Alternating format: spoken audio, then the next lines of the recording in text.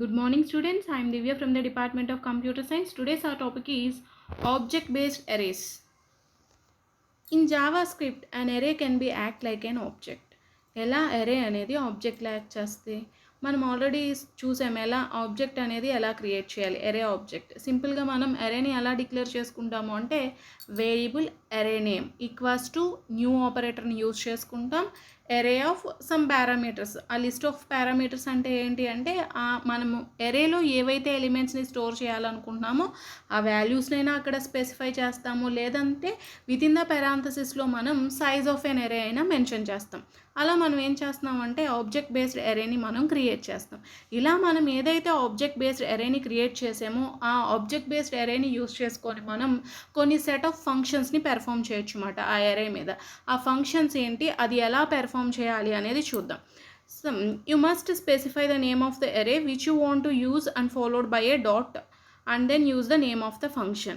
మనం array object based array మీద ఏదైనా ఫంక్షన్స్ అప్లై చేయాలి అంటే కనుక దాని సింటాక్స్ ఎలా ఉంటుంది అంటే చూడండి, array name dot function parameters. ఎప్పుడు కూడా array నేమ్ మనం ఏదైతే array నేమ్ తీసుకున్నామో వేర్ డేటా టైప్ పక్కన ఏదైతే array name user define name తీసుకున్నామో ఆ array నేమ్ డాట్ మనం ఏదైతే ఆబ్జెక్ట్ బేస్డ్ ఫంక్షన్ని అప్లై చేయాలనుకున్నామో ఆ ఫంక్షన్ని ఇక్కడ మనం స్పెసిఫై చేయాలి. పారామీటర్స్ ఏవైతే ఉన్నాయో ఆ పర్టికులర్ ఫంక్షన్స్కి ఏ పారామీటర్స్ని అయితే మనం పాస్ ఆన్ చేయాలో అవన్నీ కూడా మనం ఇక్కడ పాస్ చేయాలన్నమాట. ఇలా మనం ఏం చేస్తాము అంటే ఆబ్జెక్ట్ బేస్డ్ array మీద మనం ఫంక్షన్స్ అనేవి అప్లై చేస్తాం. అసలు ఏ ఫంక్షన్స్ ఉన్నాయి, మనం ఎలా అప్లై చేస్తాం అనేది will see now. First function is join. It is useful to have all the elements in an array joined together as a string. A comma separates the elements. ఇక్కడ చూడండి, మనం arrayలో ఉన్న లిస్ట్ ఆఫ్ ఎలిమెంట్స్ ఉంటాయి. arrayలో n number of elements ఉన్నప్పుడు ఆ n number of ఎలిమెంట్స్ని కూడా మనం single string ఫామ్లో కనుక మనం జాయిన్ చేయాలి అనుకుంటే కనుక మనం జాయిన్ అనే ఆపరేషన్ యూస్ చేసుకుంటాం. సింగిల్ స్ట్రింగ్ అయినప్పటికీ కూడా అక్కడ ఉన్న arrayలో ఎలిమెంట్స్ అన్నీ కూడా ఎలా ఉంటాయి అంటే ఇక్కడ అవుట్పుట్ చూడండి, రామ్ రవి రాజు అని కలిపి ఉంది, కానీ ఇక్కడ ఏముంటాయంటే రామ్ కామా రవి కామా రాజు అని మనకి సింగిల్ స్ట్రింగ్ ఫామ్లో వస్తుంది అన్నమాట. ఇక్కడ మనం కామాస్ యూస్ చేసాం కాబట్టి ఇక్కడ డబుల్ కోట్స్ రాకుండా రామ్ కామా రవి కామా రాజు అని చెప్పి సింగిల్ స్ట్రింగ్ లాగా ఏమవుతుందంటే మనం arrayలో ఉన్న ఎలిమెంట్స్ అన్నిటినీ కూడా మనం జాయిన్ అనే ఆపరేషన్ యూస్ చేసి ఏం చేసుకున్నాం, మనం సింగిల్ స్ట్రింగ్ ఫామ్లోకి కన్వర్ట్ చేసేసుకున్నాం. చూడండి, ఇక్కడ where a equals to Ram comma Ravi comma రాజు.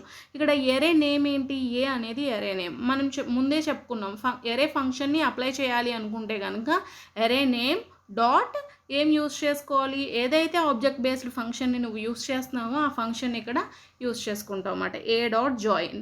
ఇప్పుడు ఏలో ఏమైతే ఎలిమెంట్స్ ఉన్నాయో ఆ అన్ని ఎలిమెంట్స్ని కూడా ఇది ఏం చేస్తుంది అంటే సింగిల్ స్ట్రింగ్ ఫామ్లో జాయిన్ చేసేస్తుంది అన్నమాట.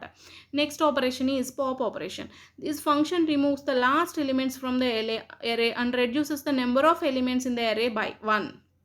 ఇక్కడ చూడండి, పాప్ అనేది ఏం చేస్తుంది అంటే ఏదైతే లాస్ట్ ఎలిమెంట్ ఉందో, ఏదైతే మనం arrayలో లాస్ట్లో ఇన్సర్ట్ చేసామో ఆ ఎలిమెంట్ని కనుక మీరు రిమూవ్ చేసేయాలి array నుంచి అనుకుంటే కనుక పాప్ అనే ఫంక్షన్ని యూజ్ చేసుకుంటాం. ఎప్పుడైతే మనం పాప్ అనే ఫంక్షన్ ఈ array ఎలిమెంట్స్ మీద మనం అప్లై చేసామో ఆటోమేటిక్గా ఏమవుతుందంటే array సైజ్ అనేది by 1 అనేది రెడ్యూస్ చేసేసుకుంటుంది. ఇక్కడ చూడండి, నేను array ఏం తీసుకున్నాను అంటే రామ్ రవి రాజు అని తీసుకున్నాను. 0th పొజిషన్లో ఏముంది అంటే రామ్ అనేది ఉంది, ఫస్ట్ పొజిషన్లో రవి అనేది ఉంది, సెకండ్ పొజిషన్లో రాజు అనేది ఉంది. మనం ఏం చెప్పుకున్నాం, remove the last elements from the arrayలో లాస్ట్ ఎలిమెంట్ ఏముంది, ఇక్కడ సెకండ్ పొజిషన్లో రాజు అనేది ఉంది. ఫస్ట్ ఎలిమెంట్ ఇది, సెకండ్ ఎలిమెంట్ ఇది, థర్డ్ పొజిషన్లో ఏది ఉంది, రాజు అనే ఎలిమెంట్ ఉంది. కాబట్టి ఆ రాజు అనే ఎలిమెంట్ని నువ్వు రిమూవ్ చేయాలి అనుకుంటే కనుక పాప్ అనే ఆపరేషన్ని యూజ్ చేసుకుంటావు. ఈ పాప్ అనే ఆపరేషన్ అనేది, ఈ పాప్ అనే ఫంక్షన్ని నువ్వు ఎలా అప్లై చేయాలి array మీద అంటే array నేమ్ డాట్ పాప్ సింపుల్గా నువ్వు ఇలా ఇస్తావు. ఆటోమేటిక్గా ఏమవుతుంది అంటే arrayలో లాస్ట్ ఎలిమెంట్ ఏదైతే ఉందో ఆ ఎలిమెంట్ అనేది రెడ్యూస్ అయిపోతుంది. రెడ్యూస్ అయిపోయిన తర్వాత array సైజ్ అనేది ఇనీషియల్గా ఎంత ఉంది, 3 సైజ్ ఉంది. ఆటోమేటిక్గా ఏమవుతుందంటే by 1 రెడ్యూస్ అయిపోయి array సైజ్ అనేది 2కి సెట్ అయిపోద్ది అన్నమాట. ఇది pop function use. Next function is push adds the list of elements at the end of the array. ఎరేలో మనం ఏదైనా ఎలిమెంట్‌ని మీరు యాడ్ చేయాలి అనుకుంటే గనక, ఏ టైప్ ఆఫ్ ఎరేకి, ఆబ్జెక్ట్ బేస్డ్ ఎరేకి మీరు ఏదైనా ఎలిమెంట్‌ని యాడ్ చేయాలి అనుకుంటే గనక, మీరు ఏ ఆపరేషన్‌ని యూజ్ చేయొచ్చు అంటే, పుష్ అనే ఆపరేషన్‌ని యూజ్ చేయొచ్చు. ఇక్కడ పుష్ అనే ఆపరేషన్ అనేది నువ్వు ఎలిమెంట్‌ని యాడ్ చేయాలి అనుకుంటే గనక, పుష్ అనే ఫంక్షన్‌ని యూజ్ చేసుకోవాలి. పుష్ ఫంక్షన్‌ని మనం ఎలా యూజ్ చేసుకుంటాము అంటే, ఎరే నేమ్ ఏదైతే ఉందో, ఎరే నేమ్ డాట్ పుష్ ఏదైతే ఎలిమెంట్‌ని నువ్వు ఎరేకి యాడ్ చేయాలనుకుంటున్నావో, ఆ ఎలిమెంట్‌ని నువ్వు పెరాంథసిస్‌లో మెన్షన్ చేయాలి. నేనిక్కడ ఏ ఎలిమెంట్‌ని నేను యాడ్ చేయాలి అనుకుంటున్నాను అంటే, రమేష్ అనే ఎలిమెంట్‌ని ఏ అనే ఎరేకి ఎండ్ పొజిషన్‌లో నేను యాడ్ చేయాలి అనుకుంటున్నాను. సో, ఇక్కడ ఆల్రెడీ ఏం జరిగింది, ఈ ఏ అనే ఎరేలో 0th పొజిషన్‌లో రామ్ ఉంది, ఫస్ట్ పొజిషన్‌లో రవి ఉంది, సెకండ్ పొజిషన్‌లో రాజు అనేది ఉంది. ఇప్పుడు నేనేం చేయాలి అనుకుంటున్నానంటే, ఈ రాజుకి నెక్స్ట్ పొజిషన్‌లో నేను ఏం యాడ్ చేయాలి అనుకుంటున్నాను అంటే, రమేష్ అనే ఎలిమెంట్‌ని యాడ్ చేయాలనుకుంటున్నాను. సో, రమేష్ ఇప్పుడు ఎక్కడ యాడ్ అవుతుంది, ఎరే యొక్క థర్డ్ పొజిషన్‌లో రమేష్ అనేది యాడ్ అవుతుందన్నమాట. చూడండి, రామ్, రవి, రాజు, రమేష్ ఇలా మనకి ఎండ్ పొజిషన్‌లో యాడ్ అవ్వాలి అనుకుంటే గనక పుష్ అనే ఫంక్షన్‌ని మీరు యూజ్ చేసుకుంటారు. Shift removes the first element of the array and reduces the number of elements in the array by 1. ఇది ఎలా వర్క్ అవుతుంది అంటే, మనం పాప్ ఎలిమెంట్‌లో ఏం చూసాము అంటే, లాస్ట్ ఎలిమెంట్‌ని రిమూవ్ చేసేస్తుంది పాప్ అనేది. అవునా కాదా? ఇక్కడ షిఫ్ట్ అనేది ఏం చేస్తుందంటే, ఎరేలో ఫస్ట్ పొజిషన్‌లో ఏదైతే ఎలిమెంట్ ఉంటుందో, ఆ ఎలిమెంట్‌ని నువ్వు రిమూవ్ చేయాలి అనుకుంటే గనక, షిఫ్ట్ అనే ఫంక్షన్‌ని యూజ్ చేసుకుంటావు. ఈ షిఫ్ట్‌ని కూడా నువ్వు ఎలా యూజ్ చేయాలి అంటే, ఎరే నేమ్ డాట్ షిఫ్ట్ అనే ఫంక్షన్‌ని యూజ్ చేసుకుంటావు. చూడండి, మీరు ఇనీషియల్‌గా పాప్ అనే ఆపరేషన్ అప్లై చేశారు ఎరే మీద అనుకుంటే గనక, ఏ డాట్ పాప్ అని ఇస్తే గనక ఈ రాజు అనేది రిమూవ్ అయిపోతుంది. ఏం రిమూవ్ అవుతుంది, ఈ రాజు అనేది రిమూవ్ అవుతుంది. కానీ నేను ఇక్కడ అప్లై చేసే ఫంక్షన్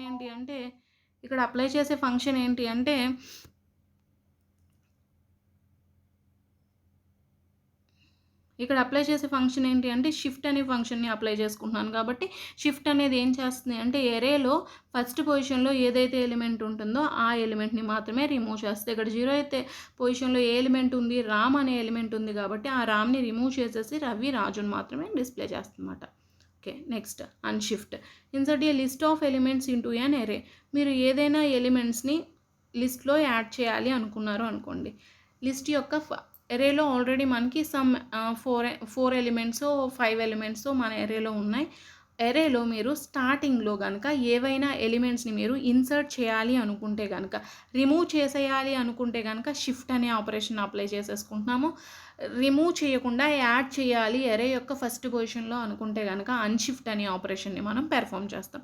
సింపుల్గా ఇక్కడ ఏం చేస్తామంటే, ఎరే నేమ్ డాట్ అన్షిఫ్ట్ ఏదైతే ఎలిమెంట్స్ని మీరు యాడ్ చేయాలనుకుంటున్నారో ఆ ఎలిమెంట్స్ని ఇక్కడ ఇస్తారు. ఇక్కడ ఏ డాట్ అన్షిఫ్ట్, ఇక్కడ టైపింగ్ మిస్టేక్ అమ్మ, ఏ డాట్ అన్షిఫ్ట్ అని నోట్ చేసుకోండి మీరు. ఇక్కడ ఏ డాట్ అన్షిఫ్ట్, ఎరే నేమ్ వచ్చి ఏ కాబట్టి A dot unshift Jyothi, Janu.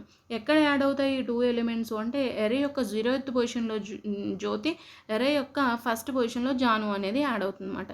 Shift అంటే ఏం చేస్తుంది, ఫస్ట్ ఎలిమెంట్ని డిలీట్ చేసేస్తుంది.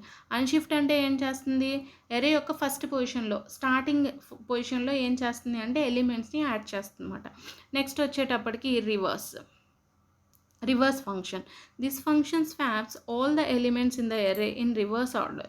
రివర్స్ ఆర్డర్లో కనుక ఎరేలో ఉన్న ఎలిమెంట్స్ని మీరు డిస్ప్లే చేయాలి అనుకుంటే కనుక రివర్స్ అనే ఫంక్షన్ని మీరు అప్లై చేయొచ్చు.